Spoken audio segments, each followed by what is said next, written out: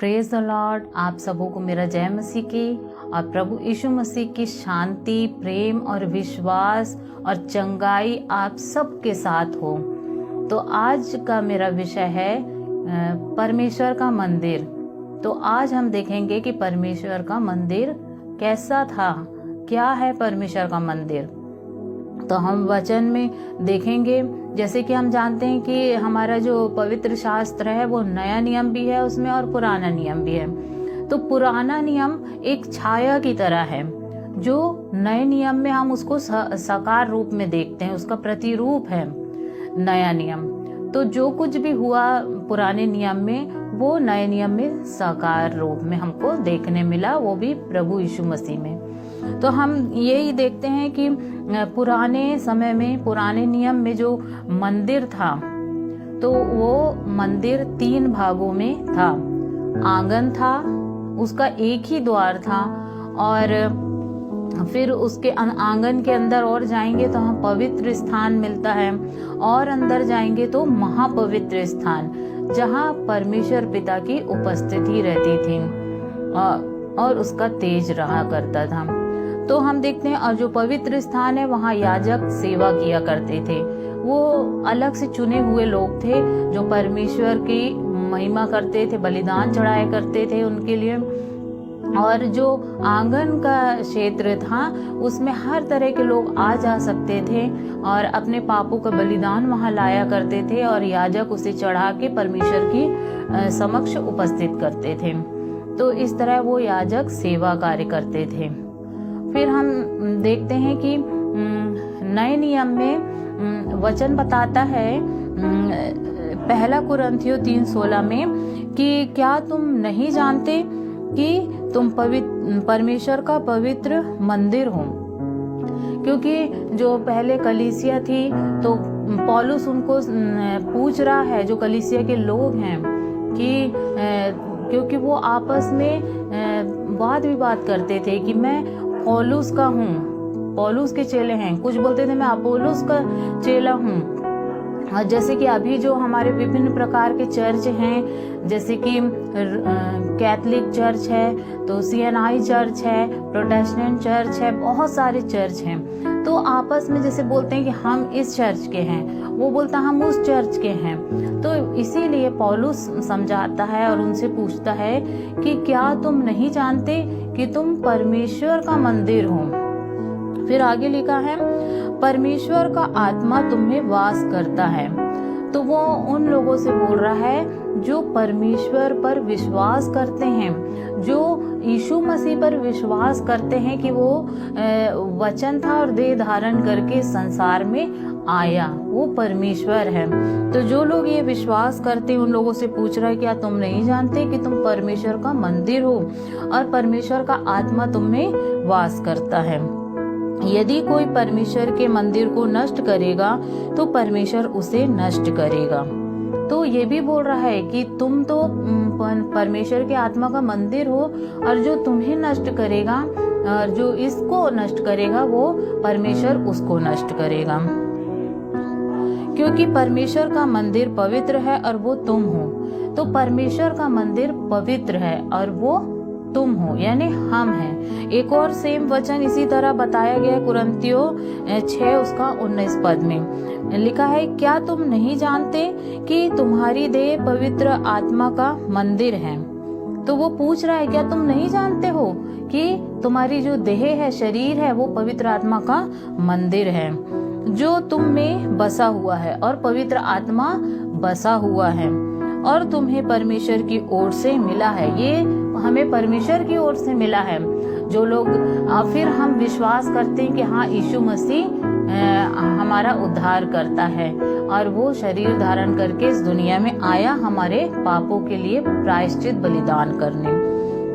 फिर लिखा है, क्योंकि दाम देकर मोल लिए गए हो, इसलिए अपनी देह के द्वारा परमेश्वर की महिमा करो। तो लिखा है, तुम अपने नहीं हो। अब क्यों अपने नहीं हैं? क्योंकि यीशु मसीह ने अपना लहू बहाकर एक एक बूंद बहा दिया। उसके बाद अपनी मर्जी से जब उसने देखा मेरे शरीर का एक एक बूंद लहू बह गया है, उसके बाद अपने प्राण परमेश्वर को सौंपा है, अपनी आत्मा सौंपी है। तो इस तरह कई लोग समझते हैं कि यीशु मसीह को 3 कीले लगे और वो मर गया, इतना नाजुक था। पर हमारा परमेश्वर पिता बहुत सामर्थ्य शक्तिशाली है, वो 3 कीलों के द्वारा नहीं मरा। हमारा यीशु मसीह अपनी इच्छा से अपने प्राण को त्यागा है, तब उसके प्राण निकले हैं। तो वचन बताता है कि हम परमेश्वर का मंदिर हैं और हम जो है जीवित पत्थर हैं, और जो एक एक जोड़ जोड़ के वो आत्मिक घर बन जाता है। तो हम जीवते पत्थर हैं जिसको जोड़ जोड़ के परमेश्वर का भवन बनता है। और इस तरह हमको बोला गया है कि हम पवित्र आत्मा का मंदिर हैं। और कौन मंदिर है? जो लोग विश्वासी लोग हैं, वो लोग पवित्र आत्मा का मंदिर हैं। और हम देखते हैं जैसे कि जो मंदिर है, जैसे पहले 3 भागों में था, वैसा ही हमारा हम भी 3 हिस्सों में हैं। एक तो ऊपर जो हमारा शरीर दिख रहा है वो है, और एक जो हमारे अंदर प्राण, हमारी बुद्धि समझ ज्ञान है वो है, और तीसरा आत्मा है हमारे अंदर। तो हम भी 3 चीजों से मिलकर बने हैं, इसलिए हमें वो मंदिर कहा गया है, क्योंकि पहले जो मंदिर बना था पुराने नियम में, वो भी इसी तरीके से बना था 3 हिस्सों में। और फिर हम उसको देख लेते हैं कि मंदिर ऐसा था कि चारों तरफ से घिरा हुआ था और उसका एक ही दरवाजा था, और वो एक ही दरवाजा दर्शाता है प्रभु यीशु मसीह को, क्योंकि वो कहते हैं यीशु मसीह की लिखा है वचन में कि द्वार मैं हूँ, यदि कोई मेरे द्वारा भीतर प्रवेश ना करे तो वो उद्धार नहीं पाएगा। और लिखा है ये यूहन्ना 10:9 में, द्वार मैं हूँ, यदि कोई मेरे द्वारा भीतर प्रवेश करे तो उद्धार पाएगा, और भीतर बाहर आया जाया करेगा और चारा पाएगा। तो प्रभु यीशु मसीह एकमात्र द्वार है जो परमेश्वर के पास हमको लेके जाता है। तो जब हम प्रभु यीशु मसीह के द्वारा प्रवेश करते हैं तो प्रभु यीशु मसीह के द्वारा हमको उद्धार मिलता है, और वो हमको परमेश्वर पिता से मिलवाता है, और हम उसके राज्य में रह सकते हैं और हम संतुष्ट रह सकते हैं। फिर हम देखते हैं द्वार से जब अंदर जाते हैं तो वहां पर आंगन रहता है, और वहां पर एक बलिदान की वेदी होती है, जिसमें लोग अपने जो पापी लोग होते थे, पाप गलतियां कर देते थे, तो वो अपने बलिदान लाया करते थे, और याजक लोग वो वेदी में चढ़ा दिया करते थे। तो वो वेदी हुआ करती थी। तो वेदी से मतलब है कि वचन बताता है अपने शरीरों को जीवित और पवित्र और परमेश्वर को भावता हुआ बलिदान करके चढ़ाओ। तो उस समय तो बलिदान हुआ करते थे, परंतु अब यीशु मसीह ने बलिदान दे दिया है, तो अब हमको किसी भी प्रकार का बलिदान करने की कोई आवश्यकता नहीं है। क्योंकि जैसे ड्रामे की प्रैक्टिस होती है, जैसे कि क्रिसमस आना है तो उसकी ड्रामे की प्रैक्टिस होती है, 26 जनवरी 15 अगस्त आता है तो उसकी भी स्टेडियम में प्रैक्टिस होती है रोज। और जब वो दिन आ जाता है जिसमें फाइनल वो प्रोग्राम हो जाता है, उसके बाद हमें किसी भी प्रकार की प्रैक्टिस की जरूरत नहीं होती है। ऐसे ही जो नया नियम पुराने नियम में बताया गया वो चीज यीशु मसीह में पूरा हो गया। अब हमको वो प्रैक्टिस करने की जरूरत नहीं है। तो यहाँ पर वही वचन बताता है कि अब हमको भेड़ बकरी बलिदान नहीं करने की आवश्यकता है, हमारे बदले यीशु मसीह बलिदान हो चुके हैं। अब हमें क्या करना है? अपने शरीरों को पवित्र, अपने शरीर को, अपने मन को, अपनी आत्मा को पवित्र करना है। अब पवित्र सिर्फ हमारा यीशु मसीह ही कर सकता है, उसका लहू कर सकता है। तो हमको अपने आप को पवित्र करना है और परमेश्वर को भावता हुआ, यानी जो उसको भाता है वो हमको करना है, अब भावता हुआ और बलिदान करके चढ़ा देना है।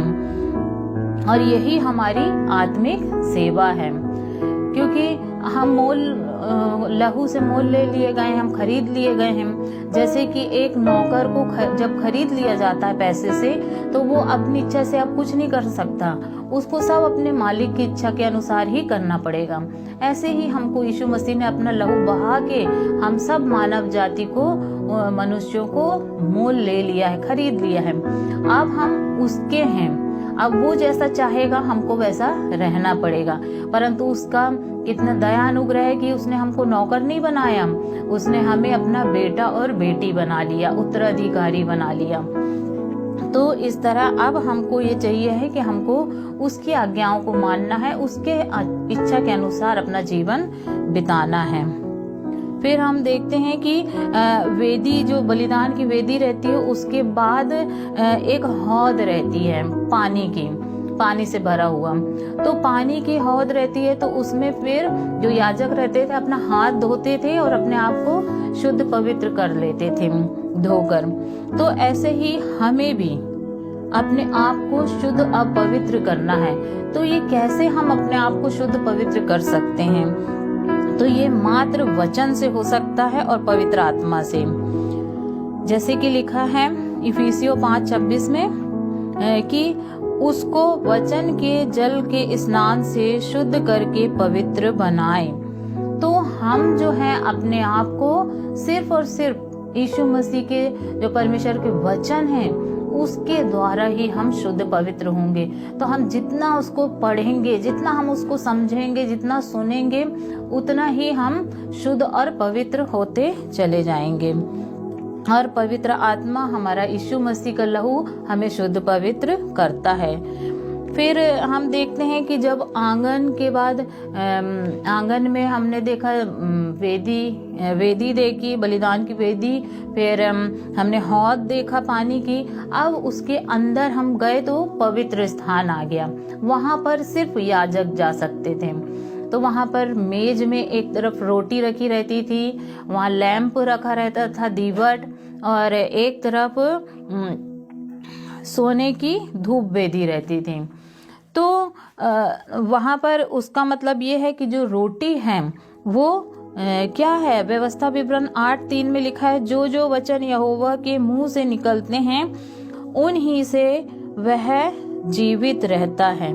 यानी सिर्फ रोटी के द्वारा ही हम जीवित नहीं रह सकते हैं, परंतु जो परमेश्वर का वचन है उसके द्वारा भी हम जीवित रह सकते हैं। हमारी आत्मा उसी से जीवित रहती है। और यदि हम वचन को नहीं पढ़ेंगे, नहीं सुनेंगे, नहीं समझेंगे, तो हमारी आत्मा एक दिन धीरे धीरे करके मर जाएगी।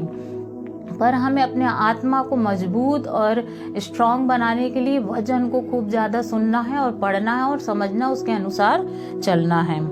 तो ये जो रोटी है वो वचन को बताती है और हमारे प्रभु यीशु मसीह को बताती है। फिर हम देखते हैं दीवट वहां रखा रहता है। तो वचन क्या बताता है कि पहले तो यीशु मसीह बोलते हैं कि मैं जगत की ज्योति हूँ। फिर दूसरे वचन में कहते हैं कि तुम जगत की ज्योति हो।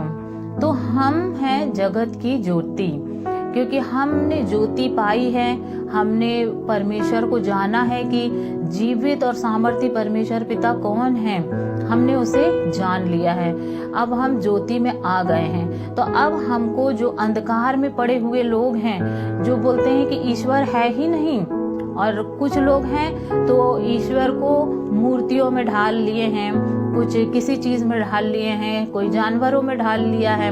तो उस जीवित परमेश्वर पिता को अपने इच्छा के अनुसार ढाल लिए हैं। तो अब हमको उनको बताना है, अंधकार से उजाले की ओर लाना है। और ये हमारी सहायता सिर्फ पवित्र आत्मा कर सकता है, जो हमारे अंदर रहता है। तो अब हमको ज्योति के समान चमकना है जगत के सामने, और जो परमेश्वर के गुण हैं वो हमारे अंदर से चमकना चाहिए। भले काम हमारे दूसरों को दिखना चाहिए, जिसमें कि हम अक्सर कर फेल हो जाते हैं। पर परमेश्वर से हमको दया अनुग्रह मांगना चाहिए कि हमारे द्वारा परमेश्वर अपने आप को प्रकट करे। फिर हम देखते हैं कि वहां सोने की धूप वेदी रहती है और उसमें धूप जलाया जाता था, और जिसकी सुगंध से परमेश्वर खुश होते थे। तो वो किसको दर्शाता है वो हम देख लेते हैं। प्रकाशित वाक्य 8:3-4 में कि उस धूप का धुआं पवित्र लोगों की प्रार्थनाओं सहित स्वर्ग दूत के हाथ से परमेश्वर के सामने पहुंच गया। तो जो लोग जो प्रार्थनाएं करते हैं तो वो प्रार्थनाएं हमारी बर्बाद नहीं जाती है, वो प्रार्थनाओं को स्वर्गदूत लेकर परमेश्वर के सामने डाल देते हैं। तो हमारी हर एक प्रार्थना परमेश्वर के सामने पहुंच जाती है। तो हमें प्रार्थना करते रहना चाहिए और कभी हार नहीं मानना चाहिए कि परमेश्वर हमारी प्रार्थना सुन रहा है कि नहीं, क्योंकि हमारा काम है प्रार्थना करना और परमेश्वर का काम है वो या तो उसका उत्तर हाँ में देंगे, तुरंत हो जाएगा, या फिर परमेश्वर पिता बोलेंगे अभी ठहर जाओ, कुछ समय बाद मैं उसका उत्तर दूंगा। फिर या तो वो साफ मना कर देते हैं कि नहीं, ये चीज मैं तुम्हें नहीं दे सकता, क्योंकि वो हमारे लायक नहीं होती है। तो इसलिए हमें प्रार्थना करना नहीं छोड़ना है, और क्योंकि वो प्रार्थना सुगंधित द्रव बन के परमेश्वर के सामने हाजिर होती है। फिर हम देखते हैं कि ये तो हो गया पवित्र स्थान, यहाँ याजक रहते थे, याजक बस जा सकते थे। फिर और अंदर हम देखते थे कि वो है महापवित्र स्थान। महापवित्र स्थान होता है, वहां पर वाचा का संदूक रखा रहता है, और उस वाचा के संदूक में हारून की छड़ी रखी रहती है, 10 आज्ञाएं रखी रहती हैं और मन्ना रखा रहता है। तो वो मन्ना दर्शाता है रोटी को, तो रोटी को दर्शाता है, रोटी यीशु मसीह को दर्शाती है और वचन को दर्शाती है। तो हमारे आत्मा में, हमारे अंदर वचन होना चाहिए, यीशु मसीह होना चाहिए। फिर उसके बाद हम देखते हैं कि वहां पर हारून की छड़ी रहती है। तो हारून की छड़ी उस संदूक में रखी रहती है, पर वो भी फलवंत छड़ी रहती है, उसमें फूल लगाते हैं, फल लगाते हैं, बादाम उग जाता है उसमें। तो हमारा जीवन भी मरा हुआ नहीं रहना चाहिए कि हम कुछ भी नहीं कर रहे हैं, हमारे मरा हुआ है, ना हम बढ़ रहे हैं ना हमारे द्वारा दूसरा कोई बढ़ रहा है। तो हमारा जो जीवन है वो फलवंत जीवन होना चाहिए, हमको फलवंत होना चाहिए। जैसे आत्मा के भी 9 फल होते हैं, यदि हमारे अंदर आत्मा है तो 9 फल भी उसके रहेंगे, प्रेम, आनंद, मेल, धीरज, कृपा, भलाई, विश्वास और नम्रता, ये सब भी हमारे अंदर होंगे और हमारा जीवन फलवंत होते जाएगा, हमारे अंदर अटूट विश्वास होगा। फिर हम देखते हैं कि उसमें 10 वाचा की पट्टियां रहती हैं, परमेश्वर ने जो आज्ञाएं दी हैं वो उस संदूक में रहती हैं। तो हमारे अंदर भी परमेश्वर पिता की आज्ञाएं होना चाहिए कि हमें क्या करना है और क्या नहीं करना है, और उन आज्ञाओं को मानना भी चाहिए। तो इसलिए पौलुस जो बोलता है कि तुम पवित्र आत्मा का मंदिर हो और जो तुम में वास करता है, तो पवित्र आत्मा हम में वास करता है। तो हम देखते हैं जैसे पहले मंदिर बनाया गया था, सुलेमान के द्वारा मंदिर बनाया गया था यरूशलेम में, और फिर वो नष्ट हो गया था, तोड़ दिया गया था दुश्मनों के द्वारा।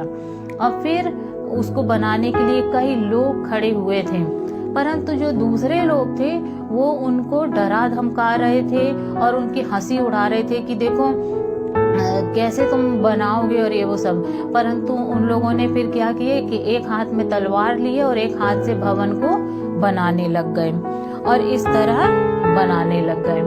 तो ऐसे ही हमारी भी देह आत्मा है, कई बार हमारे गलत कामों से टूट फूट जाती है, परंतु हमारा काम है कि हम उसको फिर से बनाएं, हम अपने इस मंदिर को दोबारा बनाएं। बहुत सारे लोग हंसी उड़ाएंगे, बहुत सारे लोग हमारी हिम्मत को तोड़ देंगे कि तुमसे तो इतनी बड़ी गलतियां हो गई हैं, तुम तो किसी काम के लायक नहीं हो, तुम तो ऐसे वैसे कर बोल के हमारी हिम्मत वो तोड़ सकते हैं। परंतु हमें हिम्मत नहीं हारना चाहिए। हमें इस मंदिर को अगर टूट भी जाता है, बिखर जाता है, गंदा हो जाता है, तो हमें उसे साफ करना है, और अगर टूट जाता है तो उसको फिर से बनाना है, चाहे कोई हंसी उड़ाए चाहे कुछ भी हो। यदि हमारे शत्रु हैं तो हमें तलवार ले लेना है, और वो तलवार क्या है? आत्मा की तलवार होती है। आत्मा से हमको भरे रहना है, उसके अभिषेक से हर दिन भरते जाना है। तो हमको आत्मा की तलवार ले लेना है, और वचन को भर लेना है अपने अंदर विश्वास को ले लेना है, ताकि जो भी अगर शैतानी बातें हमारे दिमाग में आती है हम उसको निकाल सकें। फिर हम देखते हैं कि जैसे यीशु मसीह भी थे, जब मंदिर में गए तो उन्होंने देखा व्यापार हो रहा है और वो उन व्यापारियों को वहां से हटा दिए। बोले मेरे पिता का घर दुआ का घर कहलाएगा, परंतु तुम लोगों ने उसे व्यापार बना लिया है, धंधा बिजनेस बना लिया। तो कई लोग अपने शरीर के द्वारा, अपनी आत्मा के द्वारा लोग क्या करते हैं, व्यापार करने लगते हैं और दुआ प्रार्थना नहीं करते हैं। परंतु हम अगर परमेश्वर का भवन है तो हमको प्रार्थना होना चाहिए हमारे अंदर, और व्यापार नहीं होना चाहिए, बिजनेस नहीं होना चाहिए हमारे अंदर। यदि बिजनेस है, व्यापार है, गंदगी है, तो एक दिन यीशु मसीह वो सब गंदगी को दूर करेंगे। अब प्यार से नहीं मानेंगे तो वो अपना सोटा उठाएगा, लाठी उठाएगा और उसके द्वारा हमें साफ और पवित्र करेगा। तो हमको प्यार से ही समझ लेना चाहिए और अपने आप को शुद्ध पवित्र करना चाहिए। बहुत सारे लोग बोलते हैं कि अभी जवानी के दिन हैं, बचपन के दिन है, खेलने कूदने के, जवानी के मजे लेने के। जब हम कोई काम के नहीं रह जाएंगे बुढ़ापे में, तब हम प्रभु के चरणों में आएंगे। तो जब दुनिया के लायक हम नहीं रह जाएंगे तो क्या हम ऐसी चीज परमेश्वर के आगे डालेंगे?